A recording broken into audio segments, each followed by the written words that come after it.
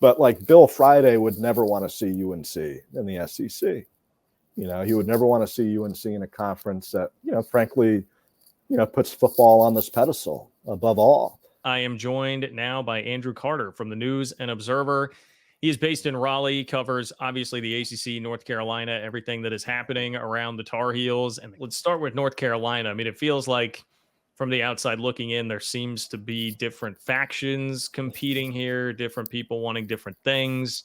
How do you summarize like where North Carolina is at right now in terms of what it wants for its future and how that kind of gets divvied up between all those different parties?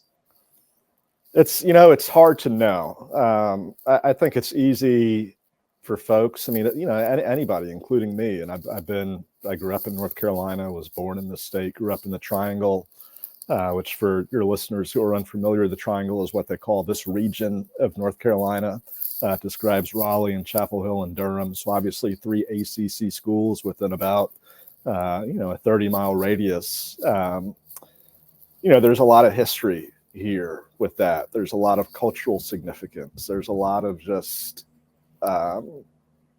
connection and emotions and feelings, I think, that go beyond dollar signs. I know it's a popular topic nowadays to, look at these TV contracts and the revenue gaps and, almost panic a little bit.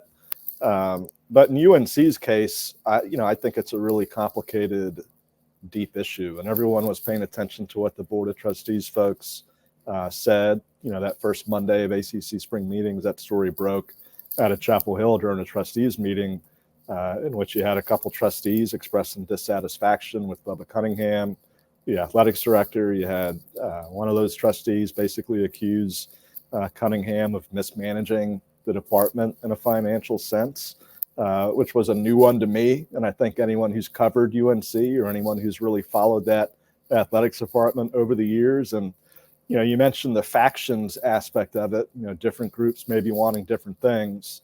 Amid the backdrop of all this stuff, in terms of conference realignment, whatever dissatisfaction or not there might be at UNC over Bubba Cunningham, it's been a very fraught, weird time politically speaking.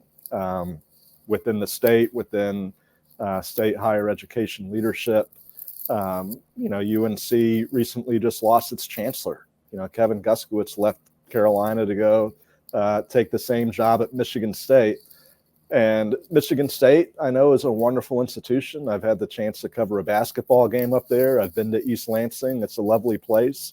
But I think it's fair to say it's not UNC. In terms of academic rankings, in terms of prestige, in terms of research dollars, that was a curious move. So you question, well, why would Kevin Guskiewicz want to leave Chapel Hill to take this job?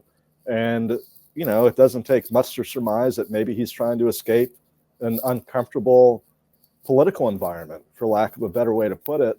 And so you wonder if some of that stuff is getting involved here with, with the take on Bubba and the athletics department.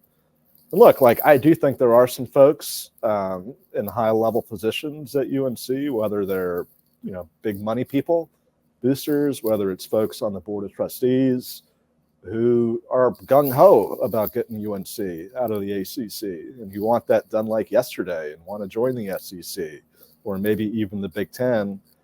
But, I think it's going to be really convoluted. I think it's a very complicated process again. And I would be stunned, frankly, if UNC sued the ACC for a couple reasons. Number one, for all the things I just talked about, those connections, the history, the cultural aspect of it. But secondly, if you're UNC or you're Miami or Virginia or any school in the ACC that thinks, you're going to have a landing spot if the ACC were to fall apart or become more compromised, why not just let this play out? You have the benefit of waiting to see what happens with Florida State's case, with Clemson's case. And so what's the urgency? It's not like all these schools who have aspirations of leaving have to file by a certain imaginary deadline or they're going to be left behind. This process is going to continue to play out as we're seeing, especially in the FSU case. It's dragging on at a glacial pace. They're still arguing about venue.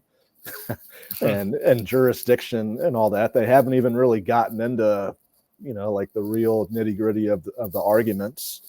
And so this thing is going to be around for a while. These arguments and these cases, it's going to take a while to play out in the court system. So if you're Carolina, you can kind of sit back to a degree publicly, at least, and sort of have the benefit of watching what happens. And I would be surprised. Again, I would be stunned. I would be more than surprised if they wound up suing the ACC. I know folks saw those quotes, and there was like and we all know how things spread on the internet, and different takes start flying and whatnot. And it's like, UNC's about to file its own lawsuit. I don't think so. Like, I think that would be stunning. I think it'd be very un-UNC-like. Now, granted, like, it's very un-UNC-like to have trustees speaking out the way some of those folks did too. So you never know, but I would be very surprised if any sort of like public legal action was imminent in Chapel Hill. You mentioned SEC and Big Ten. Do you feel like there would be more of a push for people to prefer to be in the SEC, or is it more like Big Ten and the academics? And because North Carolina appears to be the most sought after entity left besides Notre Dame, so perhaps they could have their choice there. I mean, which do you think they would ultimately prefer? I mean, I think most like hardcore UNC sports fans would prefer the SEC. Geographically, that makes sense. It makes sense in terms of, creating new rivalry. You have a rivalry in basketball already with Kentucky. They've played quasi regularly over the years. They've had great regular season games. There's obviously some history there in the tournament.